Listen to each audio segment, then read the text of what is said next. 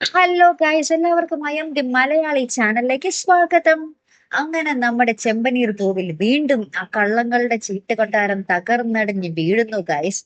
ആദ്യം നമ്മുടെ ശ്രുതിയാണെങ്കിൽ ഇത്തവണ നമ്മുടെ ശ്രുതിയാട്ടോ വേറെ ഒന്നുമല്ല, നമ്മുടെ സച്ചി ആ ബ്യൂട്ടി പാർലറിൽ പോകുമ്പോൾ അവിടുത്തെ സ്റ്റാഫ് കൃത്യമായിട്ട് പറഞ്ഞു കൊടുക്കുന്നുണ്ടല്ലോ. ശ്രുതി ഇപ്പൊ ഷോപ്പ് വിട്ടിട്ട് കുറച്ച് നാളായി, ഇപ്പൊ ശ്രുതി ഇവിടുത്തെ വെറും ഒരു സ്റ്റാഫ് മാത്രമാണെന്നൊക്കെ പറഞ്ഞു കൊടുക്കുന്നുണ്ട്.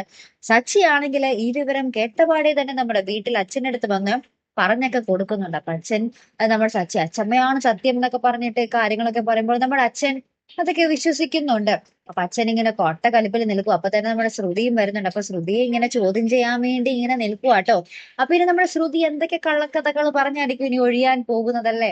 അതിനപ്പുറമാണെങ്കിൽ നമ്മുടെ വീരാനിക്കയും കുറച്ച് ഇറച്ചിയൊക്കെ എടുത്ത് നമ്മുടെ ശ്രുതിയെ കാണാൻ വരുന്നുണ്ട്. നമ്മുടെ ശ്രുതിയെ നമ്മുടെ വീരാനിക്കയും ഭീഷണിപ്പെടുത്തി കുറച്ച് പണം മുക്കാൻ തന്നെയാണോ ഏർപ്പാടൊന്നും ലക്ഷ്യമൊന്നും അറിയില്ല കേട്ടോ. അപ്പൊ എന്തായാലും നമുക്ക് കാത്തിരുന്ന് തന്നെ കാണാം അല്ലേ. എന്തായാലും പൊളിച്ച് ആദ്യം ഭർത്താവിന്റെ കള്ളത്തരം പൊളിച്ച് ഇപ്പൊ ഭാര്യയുടെ കള്ളത്തരം പൊളിയാൻ പോവുകയാട്ടോ. അടിപൊളി എപ്പിസോഡുകളാട്ടോ അപ്പൊ വരാൻ പോകുന്നത്, മറക്കാതെ കാണും.